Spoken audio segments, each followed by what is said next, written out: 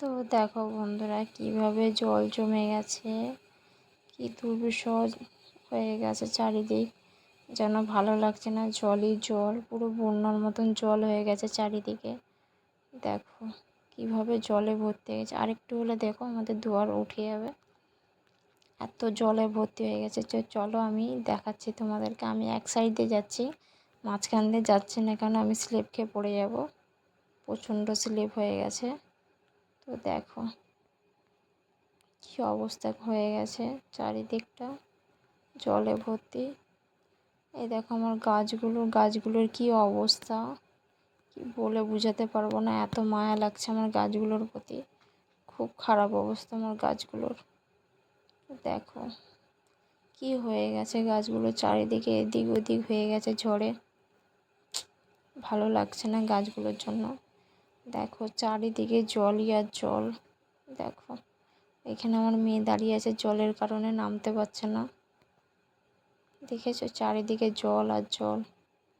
দেখো কত জল হয়েছে, দেখতেই পাচ্ছ বন্ধুরা, কত কষ্ট এই জলে কাজ করতে। বন্যার মতন জল হয়ে গেছে, দেখতেই পাচ্ছ। কি বলবো, গাছগুলোর জন্য আমার বেশি কষ্ট হচ্ছে, তাই গাছগুলো বারবার আপনাদেরকে দেখাচ্ছি। দেখো কত কষ্ট, গাছগুলোর জন্য আমার বেশি কষ্ট হচ্ছে।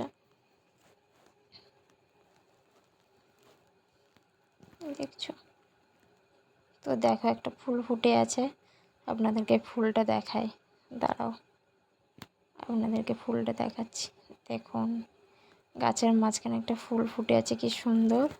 এটা হচ্ছে সাদা অপরাজিতা ফুল। কার কার ভালো লাগে এই ফুলটা, আমি রোজের পুজো করার সময় দিই। তো দেখো বন্ধুরা চারিদিকে জলই জল ভর্তি হয়ে গেছে, দেখছো।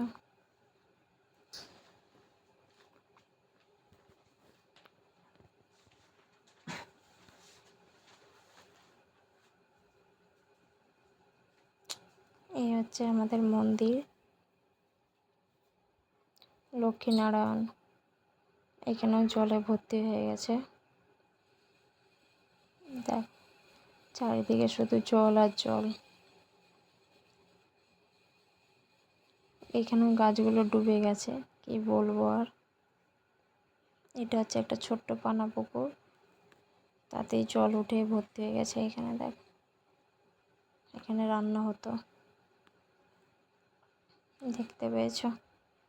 তো চলো বন্ধুরা, গাছগুলোর জন্য বেশি কষ্ট হচ্ছে। গাছগুলো আমার সব ডুবে গেছে, ডুবে গেছে বলতে বৃষ্টিতে এপাট ওপাট হয়ে গেছে চারিদিক। গাছগুলোর জন্য আমার বেশি কষ্ট। তো কারা কারা গাছকে ভালোবাসে একটু বলবে কমেন্ট করে। কি বলবো, ভালো লাগছে না গাছগুলোর জন্য। তো ভালো লাগলে ভিডিওটা সাপোর্ট করে চলো। Bye, tata. ভিডিওটি ভালো লাইক সাবস্ক্রাইব করতে ভুলবেন না কিন্তু। চলো টাটা।